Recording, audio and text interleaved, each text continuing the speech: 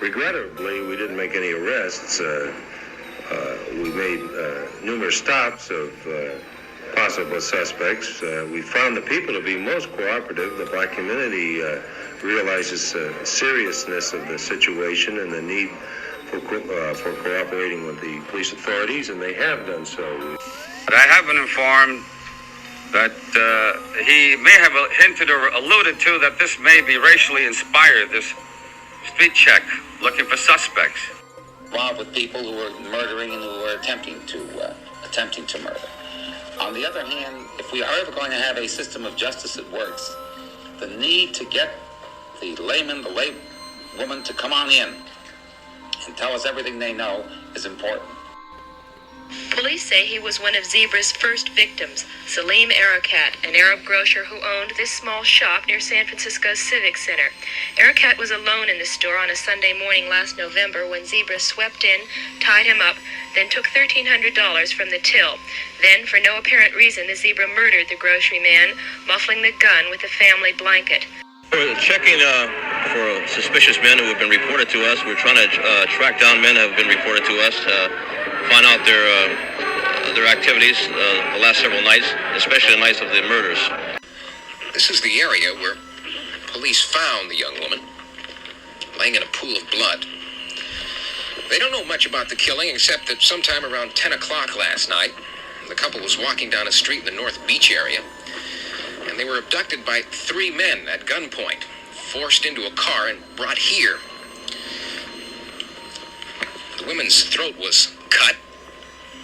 The man was hit several times over the head with what police describe as a large bladed object. He was left for dead, but he managed to walk back up to the roadway where he flagged down a motorist. Brought his gun and fired at me twice and shot me. Hello, and welcome to the Deathcast. I'm your host, best-selling author Ian Tott, and I'd like to thank you for joining me once again as we prepare to take a look at a new case to us, that of the San Francisco zebra killings, also known as the San Francisco Death Angels. Couple of notes before we dive into the case. All of those clips that you heard at the beginning of the episode were pulled from the Bay Area Television Archive, which is housed at the San Francisco State University, and as such usage falls under fair use. No copyright infringement is intended by usage of those sound recordings. As always, I do have our normal show notes. If you enjoy what I'm doing, you want to follow me on social media, you can find me most places under Ian Totten Author, The Deathcast, or Corpse Creek Publishing. If you would like to sign up for the show's mailing list, you can go to corpsecreekpublishing.com and click on the sign up button. While there, please consider making a donation to the show by clicking on the donate button. Buy me a cup of coffee or a pack of smokes. Every amount helps with the production of this show and with keeping the show financed. If you are interested in joining the Patreon for the show, for as little as $2 a month, you can help with the production of the show. You can go to tinyurl.com/DC Patreon. Couple other ways you can help with the show is by going to your favorite podcasting app and leaving a 5-star review, and of course subscribe and share the show on social media. Lastly, I want to give a big thank you to Ed Opperman, who had me on his show once again 2 weeks back from the time that you're hearing this recording, where he had me on to talk about the Idaho State murders. The reason being, the man accused, Brian Kohlberg, is actually my neighbor, and I have been investigating the case talking with members of the media as well as with members of the community to try and get an idea of who this individual that has been accused of these crimes actually is. So if you're interested in hearing that, just search out the Opperman Report and Ian Totten and it should come right up. Also, a quick plug, because she's a really cool lady who constantly plugs my show unbeknownst to me. Go check out True Crime University by my friend Deb Sullivan. She has a much different take on true crime than most.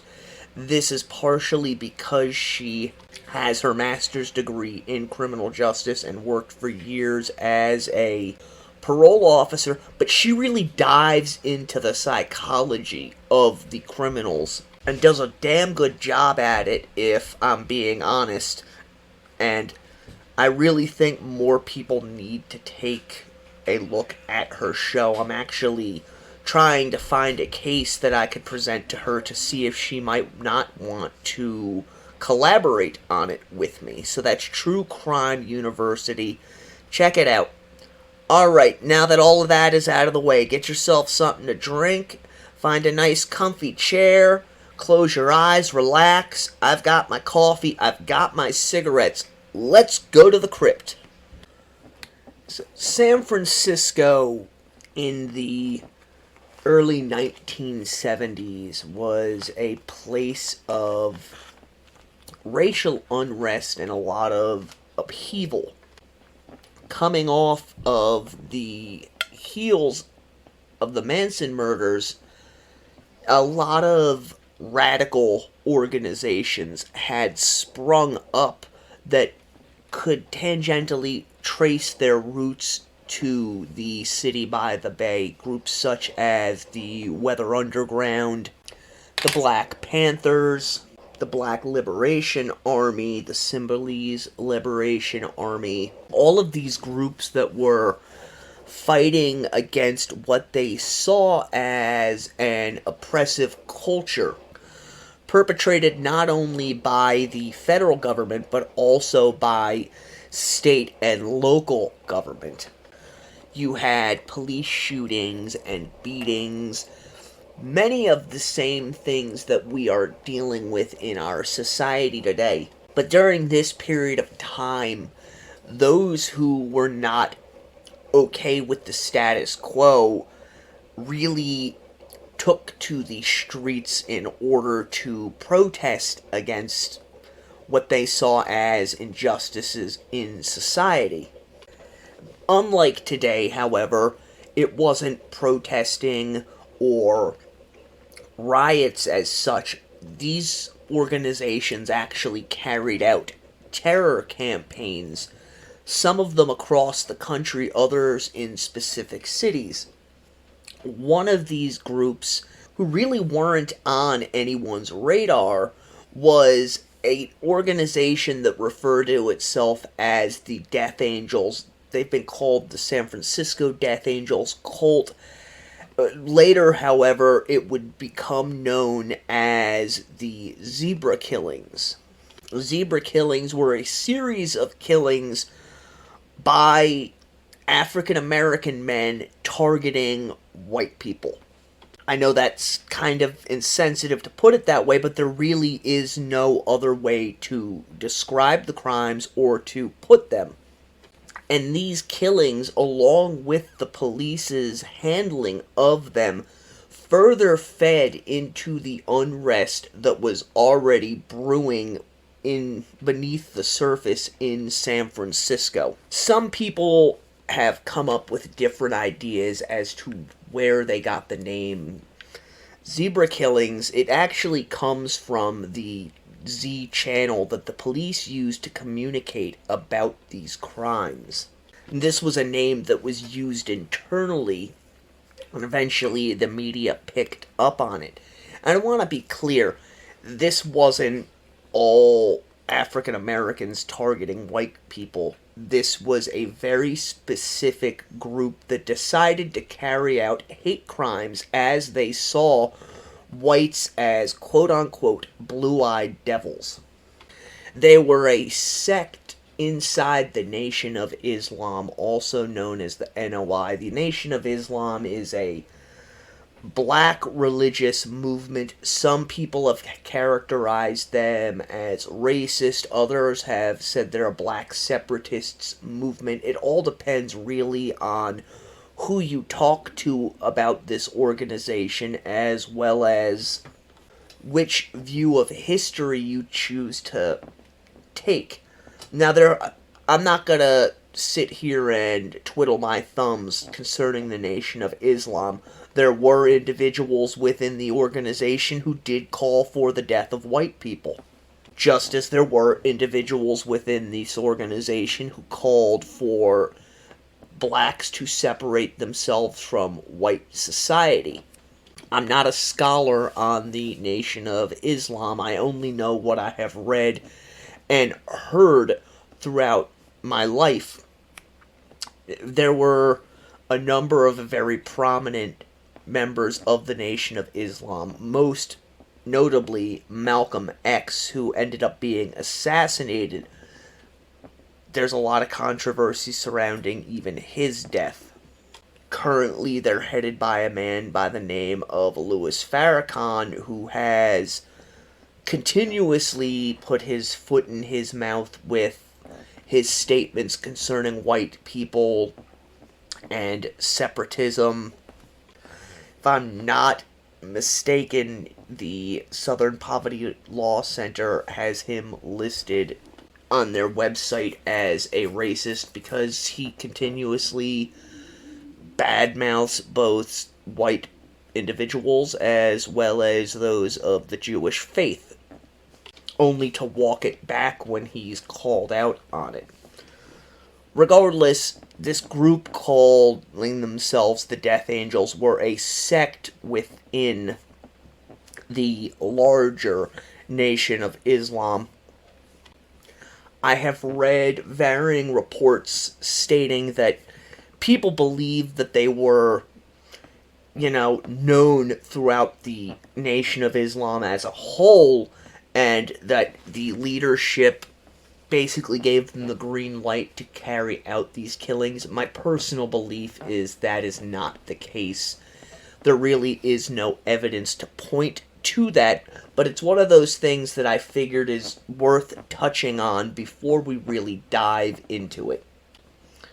Before we dive into the crimes themselves, we do need to look a little bit at the Nation of Islam's belief system, though, so we can get an idea of how these individuals got to the point where they were willing to go out and commit these murders. According to Nation of Islam belief, whites were a malevolent race who were created thousands of years ago by a black scientist and leader by the name of Yaqub.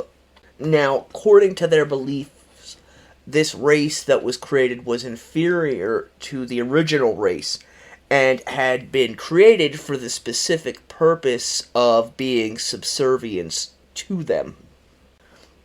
So as you can see, just based on the beliefs of this organization, there's a lot of overt racial themes involved. As we continue discussing this, I'm going to try my best to handle things gingerly so as not to offend anyone, because people's beliefs are their beliefs and they're the most sacred thing to them. My personal belief concerning all of this is that it's racist in nature to think that one group is better than any other.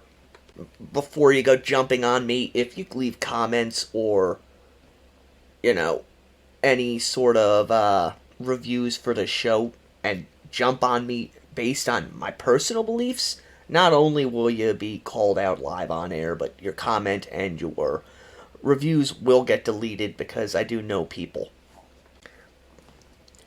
There's very little difference in the way that these individuals view things as opposed to how the idiots in the white separatists movement view things in terms of race The major difference is that, for the most part, African Americans who believe this doctrine aren't going out and causing crimes because of this. Whereas groups like the Ku Klux Klan and Aryan Nations have no problem going out and committing crimes based on their belief system. The Death Angels, though, are different in that regard because they're, at least to the best of my knowledge, the first African American organization that specifically targeted a racial group to commit murders upon. These crimes weren't committed, they weren't planned per se, they were random attacks, with really the only criteria being that the targets be white. Now, the idea of the whole Death Angels cult was that the individual seeking to actually become a Death Angel needed to kill 4 white children, 5 white women, or 9 white men, at which point a picture would be taken of them, and this picture would have wings drawn on it at the neck area of the member, so that this picture could be included on a board of other certified angels within the Death Angels cult during their meetings. Similar how you'll see some gang members, they'll get the teardrop tattoo and color it in when they've gotten a kill or multiples of it for each kill they do. That's how these murders were looked at by members of this organization. Now, I have read that there were at least 15 members of the Death Angels cult as of 1973 who actually had gotten their wings. And this comes from a report compiled by the California State Attorney General's office, who found that from roughly 1970 until 1973, fall of that year, there had been at least 45 murders that had taken place which fit the criteria of what would come to be known as the zebra killings. Obviously, this was in hindsight that they gathered this information and looked at these crimes and were able to tangentially link them to the zebra killings, because officially they did not start until 1973. On October 20th, Richard and Quita Haig, 30 and 28 respectively, they were in the Telegraph Hill area of San Francisco walking near their house on Chestnut Street when a van pulled up and 3 individuals got out and surrounded them, at which point the couple was forced into the van at gunpoint, where they were promptly tied up. Richard was beaten pretty brutally within the van, while his wife was repeatedly groped and molested by those within the vehicle. They were also robbed. Before the van was driven to a dockyard where railroad tracks came in and intersected, at which point Quita was dragged from the van and had her throat slashed. Her husband was similarly removed from the van and was slashed in the face with what police initially suspected was a sharp knife. It turned out that they were both attacked with a machete, and that Richard had been beaten over the head with a lug wrench. At which point they left the bodies and continued their drive. Now, Richard miraculously survived the assault, and eventually he comes to and stumbles out onto a street where a car passing sees him bloodied with his hands tied behind his back and pulls over to offer assistance. Richard is taken to the hospital where he's treated, and when questioned by police, he tells them that 3 young black males in a white van, which turned out to be a Dodge van, had accosted them on the street outside of their house and abducted them, and that there didn't appear to be any motive for this assault. Well, the police start looking into this, and they quickly discover that not long before the attack on Richard and his wife, 3 white children aged 11, 12, and 15 had been approached by 2 black males who attempted to grab one of the children, a girl, and drag her into a van. The oldest of this trio was able to cause some sort of a distraction and allow both himself and the other 2 young girls to escape. So automatically the police are now on high alert because they have the attempted abduction of 3 children by suspects who have also been described as having committed a murder and an attempted murder within a very short period of time. So the police are looking into this. On the night of October 23rd, a young woman by the name of Linda Lou Enger, 27, was traveling down Walker Street when she was accosted by a young black male who proceeded to brutally rape her. This rape was not initially linked to the zebra killings. It would actually come out quite a bit later that it was perpetrated by an individual who was linked to the Death Angels.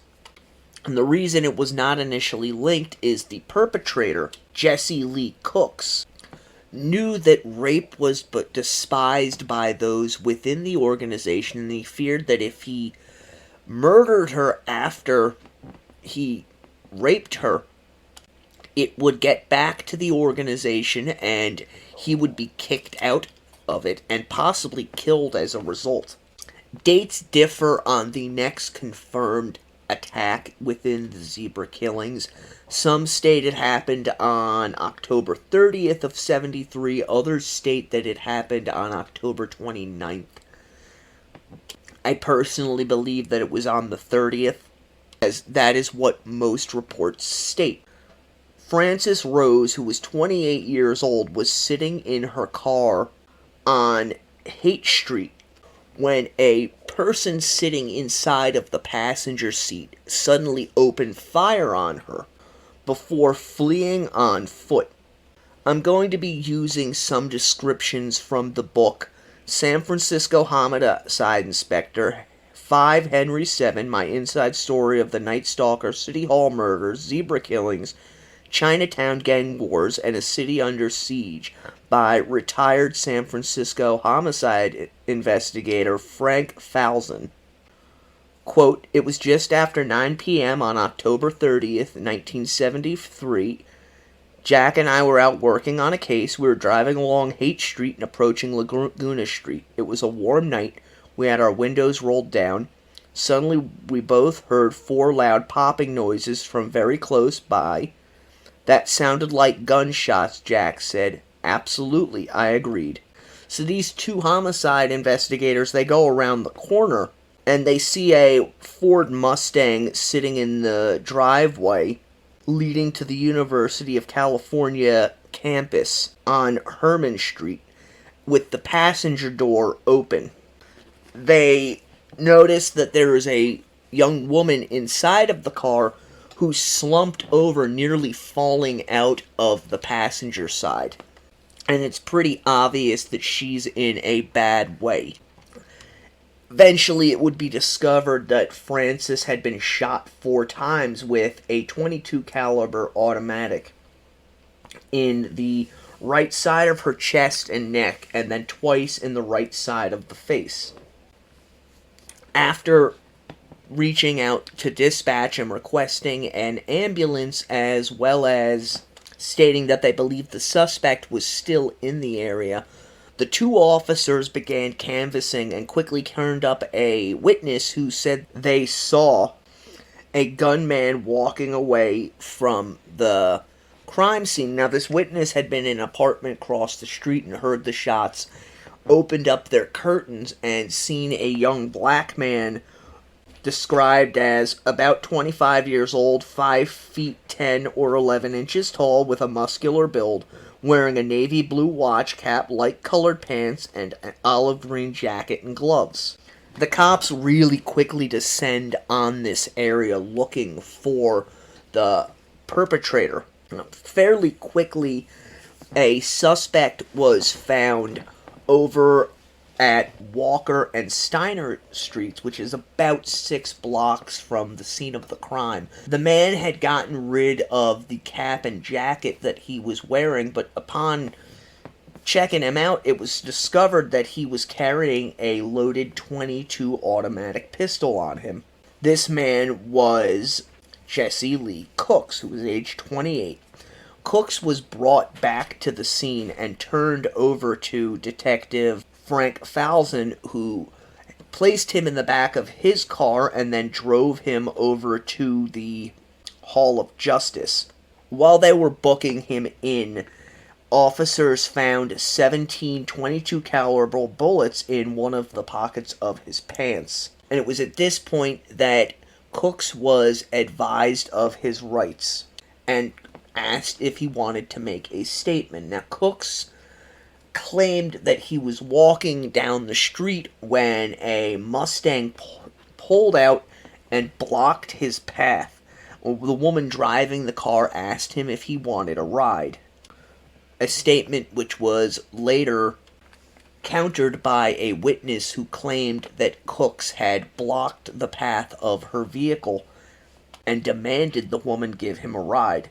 Now, according to Cooks' statement, he got into the woman's car and immediately became enraged when she called him a racial slur. Stated, quote, "She gave me no other choice.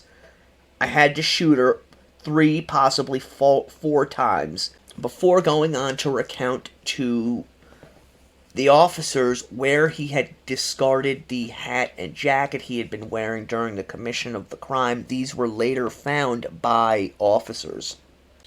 It was a pretty open and shut case as far as Cooks was concerned. I'm going to read you a quick article from the Napa Valley Register, which was published on November 1st of 1973. SF woman found slain. San Francisco UPI. The young woman fatally shot in the head and neck as she sat in her car near the University of California Extension has been identified as Frances Rose, 28, a physical therapist. Police said Wednesday Miss Rose was taking art and photography at the university.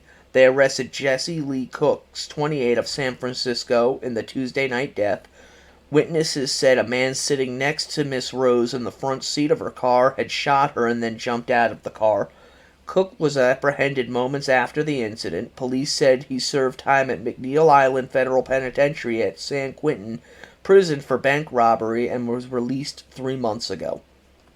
Now they have one of the, what would become known as the zebra killers, off the streets.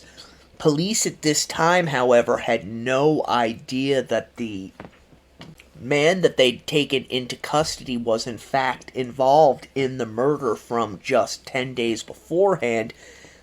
On November 9th of 1973, Robert Wayne Stokeman, age 27, who was a field clerk for the Pacific Gas and Electric Company, also known as Pacific Graft and Extortion, was at work. He was going around to various sites and collecting paperwork when a well-dressed man accosted him asking for directions to a gas station. As Stokeman began to give these directions, the man suddenly pulled out a gun and pushed Stokeman behind a fenced-in area.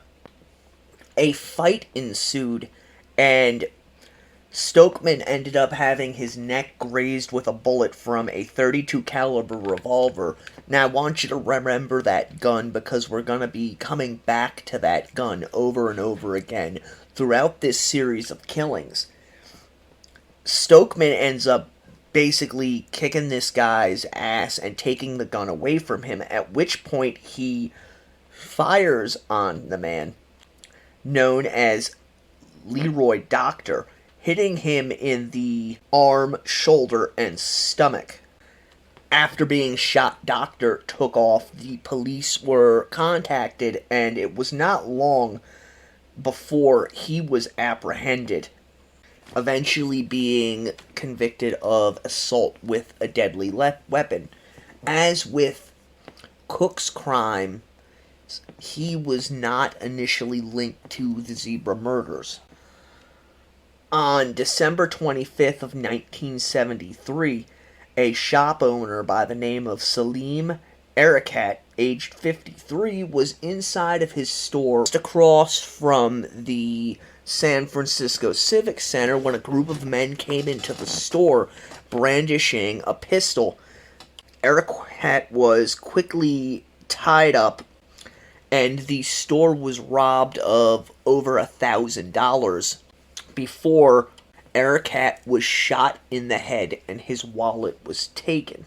This article comes from the San Francisco Examiner on November 26, 1973. Salim Arakat, a grocer who is almost an institution in the Civic Center area, was killed yesterday morning in an execution-type slang and robbery that netted about $1,300. His body was found slumped in the back of his store at 452 Larkin Street, his hands knotted behind his back with his own necktie. He had been shot in the head with a small caliber gun. Inspector John Fontios said Arakat, a 53-year-old born in Jordan, was killed only moments after he opened the neat little store in the shadows of the Federal Building around 10 a.m. A customer found the body. An empty cash register drawer nearby, the weekend receipts missing. The victim's wallet, empty except for identification cards, was found on a Muni bus yesterday afternoon. So now, in less than a month period, we have 4 attacks, 5 if you count the rape perpetrated by Cooks, 2 of which have resulted in 3 murders. On the night of December 11th, Paul Danik, a 26-year-old artist from Sonoma County, was standing near a phone booth on Haight and Buchanan Streets with a friend when 2 black males, ages around 20 years old, approached them. Now, the men were described as having relatively short afros and wearing navy peacoats. According to the friend, we were standing here and 2 guys opened up on us. And basically, these 2 individuals walked up to Danik and his friend and just opened fire on them. Unfortunately, Danik was struck and killed while his friend ran. Once police arrived, they found 3 .32 caliber shells lying on the sidewalk. At this point, police begin to piece things together, specifically that this same .32 caliber gun had been used in the prior killings, although they still really had no motive as to why the slayings were taking place. They at least now had a direction in which to aim themselves. Eventually, obviously, they're going to get an idea of why these crimes are taking place, specifically because they have composite sketches from a number of the crime scenes in which young black males are seen either fleeing on foot or in a van.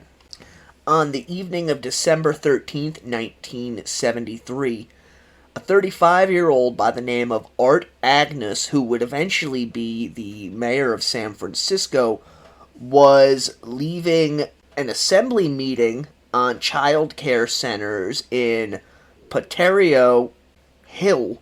He stopped to talk with two women who had come to this meeting when a young black man walked up to him and opened fire, shooting him 2 times in the chest before fleeing on foot. This is a fairly brazen attack, obviously, and instantly grabbed headlines, particularly because less than an hour and a half later, another shooting took place. This was the shooting of Marietta Di Girolamo, age 31.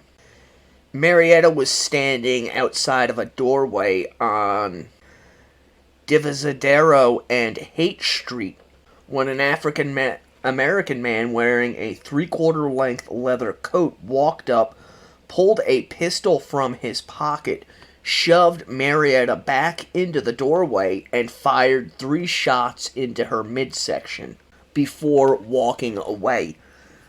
As with other cases, there were witnesses. However, a little bit of controversy arose when it was claimed that a Muni bus driver, which Muni is the buses inside San Francisco, refused to call the police. The bus driver refuted this, however, by stating that at the time of the shooting, his radio was in a dead spot, and he did in fact contact the police as soon as they got into an area where his radio was working again. You can see here there's an escalation going on. We've talked about this in a number of other cases, but never in this kind of context, whereas oftentimes with a serial killer, they'll go through a period of cooling off after they commit a crime before going out and committing another one. These killings were committed by a group, and it seems almost as though they went through a group cooling off period between murders only to strike again. And I say it seems that way because there are a number of other murders that took place during this period of time that have been tied to the zebra killings, although the perpetrators who were eventually arrested for the crimes that I'm specifically discussing were never tried for these other murders. So while some of them may in fact have been going through this cooling off period, not all of them were, and that's because they were working in concert with one another. The killings did not go unnoticed by the public at large. In fact, there was a noticeable decline within the nightlife of San Francisco as a result of these killings. So much so that newspapers began reporting on the fact that people were scared to leave their homes, even in areas that had a very active nighttime culture. Tourism as well began to drop off, although it's really going to pick up steam as we get into 1974. Now, on the evening of December 20th, 1973, Ilario Bertuccio, an 81-year-old security guard, was returning from his job at a nearby bottling plant. As he crossed Bancroft Street, he was shot 4 times from behind, collapsing to the road, and it's speculated that he died before he even fell to the blacktop. And around about 2 hours after this slaying, a 20-year-old woman by the name of Teresa De Martini was returning to her apartment in the Panhandle district from a Christmas party.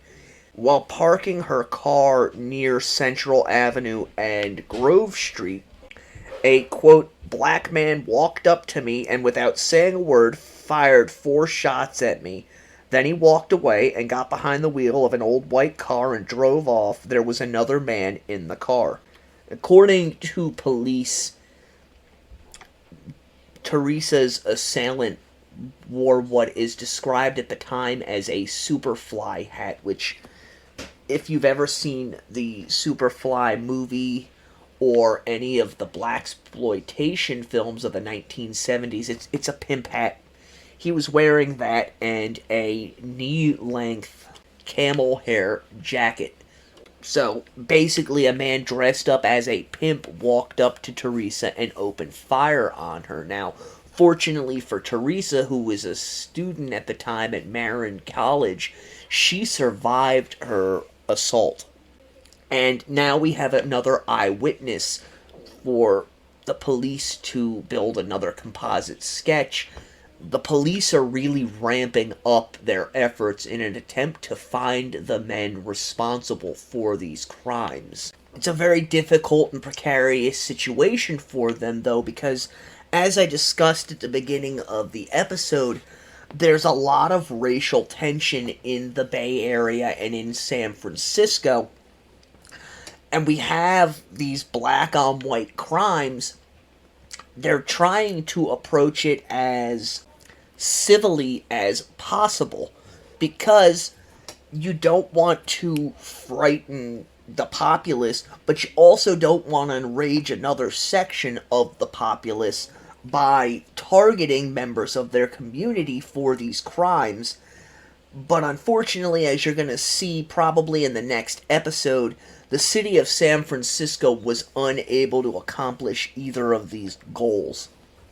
On December 22nd of 1973, a 19-year-old by the name of Neil Moynihan was walking up 12th Street, not far from where it intersects with Market, when a man wearing what was described at the time as a buckskin jacket approached him and shot him 3 times.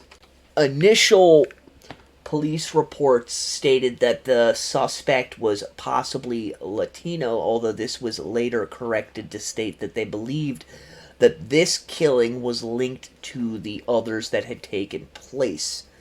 One important piece of information here is that at this period of time, on the day of the 23rd, unbeknownst to the general public, the police department in San Francisco had initiated a special task force who were charged with finding the individuals responsible for the 5 slayings that had taken place over the last few days.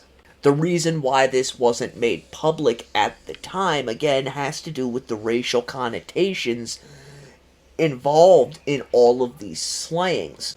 This task force would eventually become known as Operation Zebra, from whence the organization that they were hunting drew their name of the Zebra Murderers, or the Zebra Killings. Now, just after Monahan was murdered, a 65-year-old woman by the name of Mildred Hosler was at the intersection of McCoppin, Gow, and Mission Streets when what witnesses described as either a black male or a Latino approached her and shot Mildred 4 times at point-blank range. Both of these crimes make mention of this buckskin jacket that is being worn.